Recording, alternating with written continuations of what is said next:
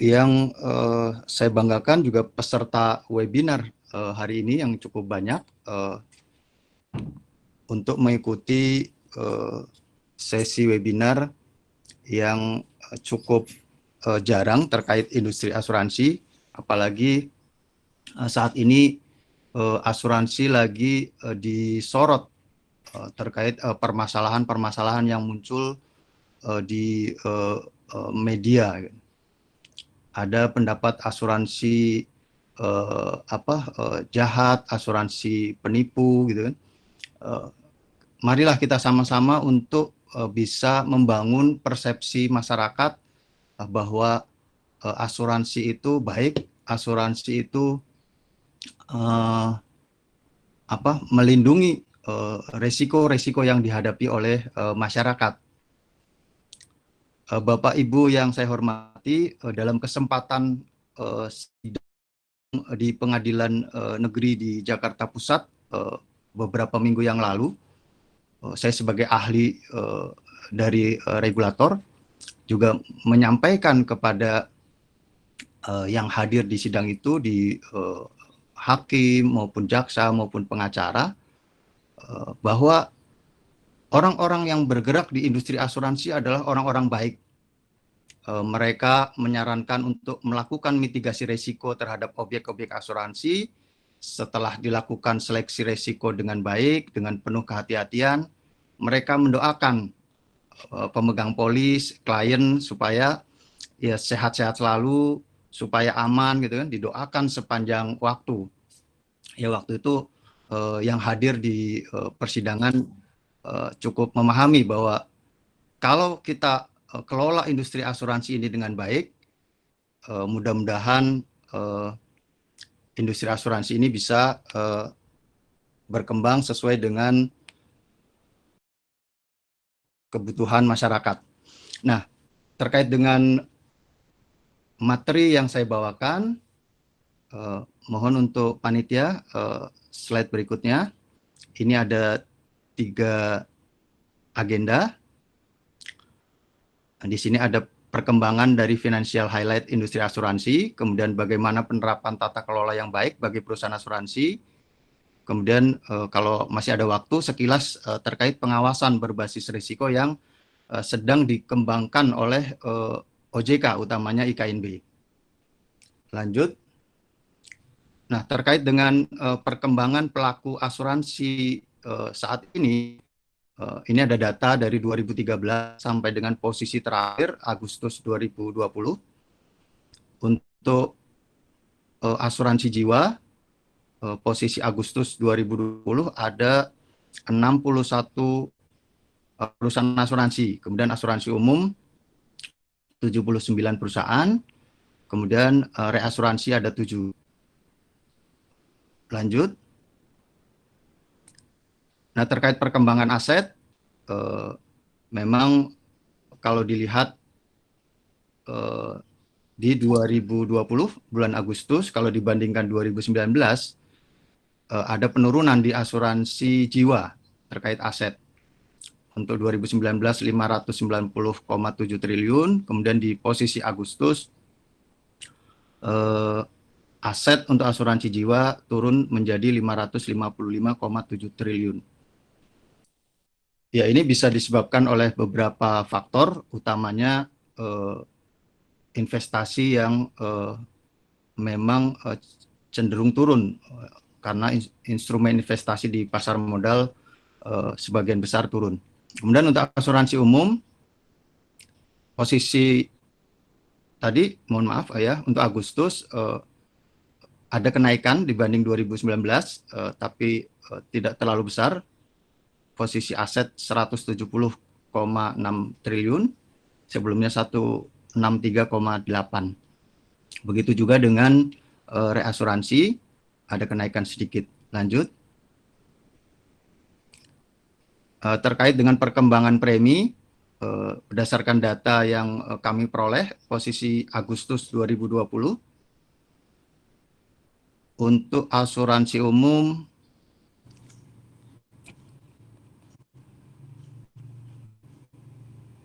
Ya, posisinya masih kalau dibanding 2019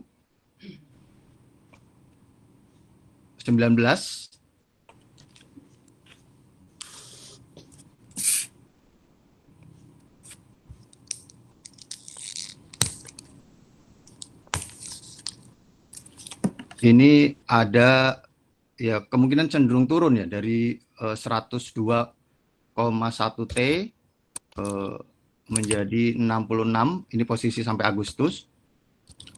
Ya bisa jadi karena kondisi COVID yang sekarang. Lanjut. Nah, ini tadi disampaikan oleh Pak Edi Setiadi, memang untuk penetrasi dari asuransi saat ini masih di angka kalau secara total industri 2,9%. Tapi kalau tadi disampaikan ada asuransi umum 0,4%, kemudian asuransi jiwa, asuransi sosial. Kami melihatnya dengan masih rendahnya penetrasi asuransi, ini ada potensi untuk pengembangan bisnis asuransi di Indonesia bisa dikembangkan.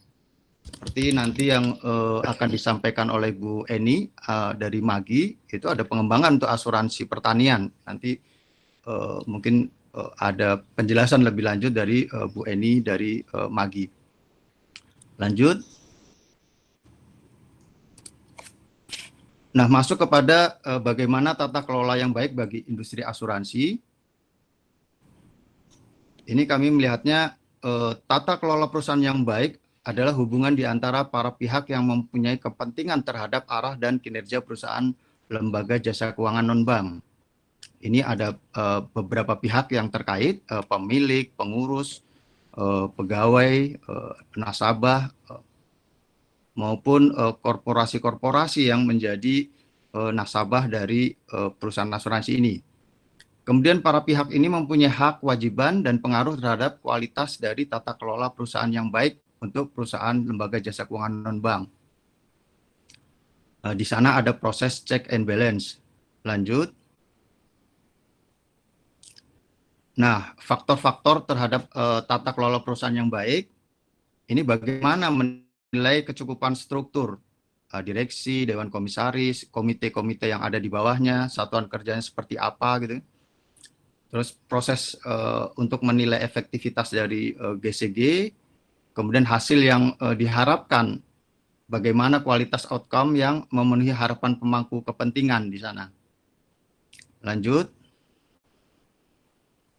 Nah, di sini organ-organ yang dibutuhkan, ada dewan komisioner, ada dewan komisaris, kemudian ada direksi. Organ-organ yang ada di dewan komisaris, ini ada komite pemantau risiko, komite remunerasi dan nominasi. Ketentuan peraturan perundang-undangan di sini menyebutkan bahwa untuk direksi minimal adalah 3 orang, yaitu yang memenuhi 3 fungsi. Fungsi pengelolaan risiko, fungsi keuangan, dan fungsi pemasaran. Berapa jumlah dewan komisaris? Di ketentuan yang ada, kalau untuk direksi adalah minimal 3 karena harus memenuhi 3 fungsi ini, maka dewan komisaris minimal juga sebanyak jumlah direksi. Namun di situ ada ketentuan bahwa untuk komisaris separuhnya adalah komisaris independen. Dari 3 paling tidak kalau separuh adalah 2. Nah, 2 orang komisaris independen ini membawahi komite audit dan membawahi komite pemantau risiko. Kemudian bagaimana penerapan prinsip tarif itu sendiri, penanganan benturan kepentingan, penerapan fungsi kepatuhan, penetapan manajemen risiko, penerapan kebijakan remunerasi, rencana strategik, dan transparansi kondisi keuangan. Lanjut. Nah, bagaimana komite dan auditor eksternal? Di sini ada komite investasi yang di bawah manajemen, di bawah direksi, kemudian ada komite pengembangan produk, ini juga di bawah direksi, ada dari sisi yang lain, ada komite audit dan komite pemantau risiko. Ini ada di bawah kewenangan Dewan Komisaris. Selanjutnya ada auditor eksternal di sana. Lanjut. Tata kelola perusahaan yang baik bagi perusahaan perasuransian, ini bisa dijabarkan berbagai item, bagaimana penerapan tata kelolanya, bagaimana dijalankan, tadi bagaimana posisi direksi, bagaimana komposisi Dewan Komisaris, ada di situ kalau untuk syariah ada Dewan Pengawas Syariah, kemudian ada pemegang saham, dan sebagainya. Di situ di POJK terkait tata kelola diatur secara tegas. Lanjut. Tata kelola perusahaan yang baik, bagaimana kepatuhan dan efektivitas penerapan prinsip tarif pada struktur dan infrastruktur tata kelola. Ini kita melihatnya bagaimana pelaksanaan tugas dan tanggung jawab direksi, bagaimana pelaksanaan tugas dan tanggung jawab komisaris di sana. Pengalaman sebagai saksi ahli untuk kasus Pontianak, kebetulan di sini ada Pak Dirut Jasindo, Pak Didit. Jadi untuk kasus Jasindo Pontianak di sana saat ini memang sudah diputuskan bahwa 3 orang yang ditetapkan sebagai tersangka sudah dibebaskan dari tuntutan.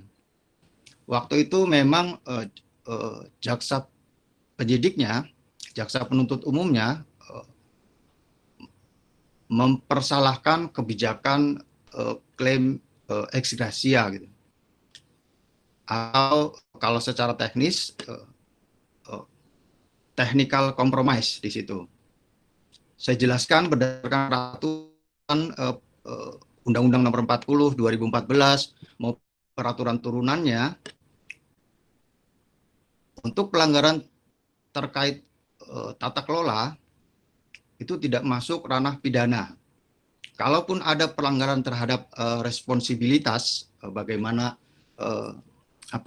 responsibilitas dari direksi, yaitu paling untuk ketentuan undang-undang yang mengatur dikenakan sanksi administratif. Jadi kondisi yang terjadi di satu kasus untuk asuransi, alhamdulillah bisa dijelaskan kepada pihak-pihak terkait, pihak hakim, pihak jaksa maupun pihak pengacara, bahwa di dalam praktek bisnis asuransi adalah suatu hal yang umum, suatu hal yang wajar apabila klaim yang tadinya ditolak kemudian dengan berbagai pertimbangan bisnis ataupun pertimbangan klausula-klausula tertentu yang tadinya ditolak bisa dibayar dengan menggunakan mekanisme ex gratia ataupun technical compromise. Lanjut. Ini terkait dengan tata kelola untuk Dewan Pengawas Syariah. Di situ bagaimana ada struktur dari kepengurusnya, jumlah Dewan Pengawas Syariah 1 orang ahli syariah atau lebih, kemudian tidak merangkap jabatan direksi dan komisaris, kemudian pengangkatan DPS melalui RUPS dengan jangka waktu diatur di dalam POJK. Bagaimana prosesnya, kemudian outcome yang diharapkan di sini ya DPS bisa meningkatkan kompetensi. Kemudian DPS mengungkapkan dan mendokumentasi hasil rapat termasuk mengungkapkan dissenting opinion. Kalimat dissenting opinion memang selalu muncul pada saat fit proper test gitu ya. Di situ terkait dengan Undang-Undang 40 2007, Undang-Undang Perseroan Terbatas, bahwa apabila ada suatu keputusan yang tidak disetujui secara bulat, ada salah satu direksi yang tidak setuju, ya menggunakan mekanisme dissenting opinion di situ. Lanjut. Nah, kemudian masuk pada pengawasan berbasis risiko. Kami di OJK saat ini sedang mengembangkan new risk-based supervision.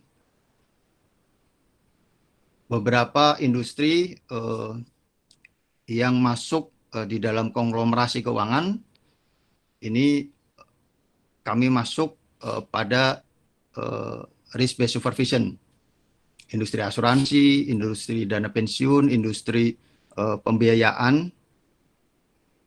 Ini kami lagi kembangkan bagaimana risk based supervision bisa meminimalisir kelemahan pengawasan selama ini. Termasuk juga saat ini di IKNB dibentuk Departemen Pengawasan Khusus, di mana saya ada di situ untuk bisa melakukan pengawasan secara lebih intensif, lebih teliti. Waktunya 5 menit lagi ya Pak. Oh ya, terima kasih Pak Edi. Nah, untuk RBS ini memang siklusnya ada 6 langkah. Bagaimana pengawas asuransi ini melakukan pemahaman terhadap industri keuangan non-bank. Artinya, misal pengawas Jasindo, ya dia harus paham terkait know your non-bank financial institution. Jadi di situ ada pemahaman yang utuh dari pengawas terhadap industri asuransi yang diawasi. Kemudian bagaimana penilaian dari RBN-BNR, kemudian perencanaan pengawasannya seperti apa, dilakukan pemeriksaan berbasis resiko. Jadi untuk pemeriksaan saat ini tidak dilakukan untuk seluruh aspek, tapi untuk aspek-aspek tertentu berdasarkan tingkat resiko yang dimiliki oleh masing-masing perusahaan. Kemudian ada pengkinian dari RBNBR, kemudian ada tindakan pengawasan melalui pemantauan. Kembali lagi siklusnya kepada untuk update terkait pemahaman terhadap IKNB. Lanjut. Bagaimana ini supervisory system, seperti yang tadi digambarkan, penilaiannya seperti apa, kemudian perencanaan pengawasan, aktivitas pengawasan, pengkinian tingkat risiko, kemudian ujung-ujungnya bagaimana pengetahuan dari pengawas terhadap masing-masing individu dari industri asuransi ini sendiri. Lanjut. Nah, terkait dengan kualitas penerapan manajemen risiko, ini kami ambil dari POJK Manajemen Risiko. Ada 4 pilar, bagaimana pengawasan aktif direksi, kemudian Dewan Komisaris, kemudian Dewan Pengawas Syariah, bagaimana kecukupan kebijakan prosedur dan penetapan limit, kemudian bagaimana proses identifikasi, yang terakhir bagaimana sistem pengendalian intern yang menyeluruh. Lanjut. Nah, upaya OJK untuk memperkuat industri asuransi saat ini dengan menerbitkan aturan-aturan yang cukup ketat. Ada POJK Tata Kelola, ada POJK tadi dukungan reasuransi dalam negeri yang disampaikan oleh Pak Riswinandi. Kemudian ada POJK mengenali tingkat kesehatan, kemudian POJK pemeriksaan langsung, dan ada POJK terkait manajemen risiko. Nah, POJK ini diharapkan membuat masyarakat percaya bahwa industri asuransi sudah sangat ketat di dalam pengawasan OJK. Lanjut. Ini kami sampaikan kompilasi peraturan asuransi secara hierarki peraturan perundang-undangan. Paling atas adalah Undang-Undang 40 2014. Kemudian ada peraturan pemerintah, di situ ada PP 14 2018, kemudian diubah dengan PP 3 2020 terkait kepemilikan asing, kemudian yang terbaru PP 87 2019 terkait usaha bersama, dan selanjutnya ada peraturan di bawahnya, ada peraturan OJK, kemudian di bawahnya lagi ada surat edaran OJK. Lanjut. Sebagai informasi tambahan bahwa selama periode 2006 sampai 2019 OJK telah melakukan pencabutan izin usaha terhadap 39 perusahaan asuransi dan reasuransi. 25 perusahaan asuransi umum, kemudian ada 13 perusahaan asuransi jiwa, 1 reasuransi. Di sini terlihat bahwa beberapa perusahaan asuransi yang dicabut izinnya ini kaitannya dengan kesehatan keuangan perusahaan asuransi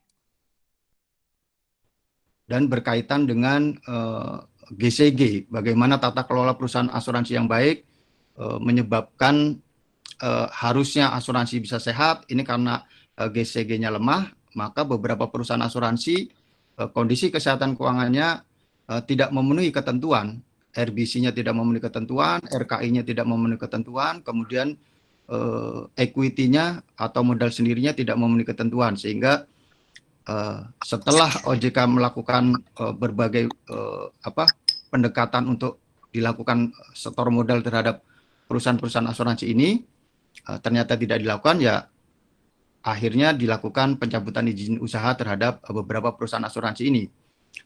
Saat ini juga terhadap beberapa perusahaan asuransi yang dikategorikan punya permasalahan kondisi keuangan, gitu, ini diupayakan supaya menjadi sehat dengan masuk kepada pengawasan khusus di IKNB.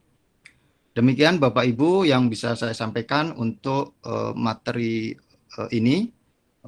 Mohon maaf apabila ada hal-hal yang kurang berkenan. Saya akhiri. Wassalamualaikum warahmatullahi wabarakatuh.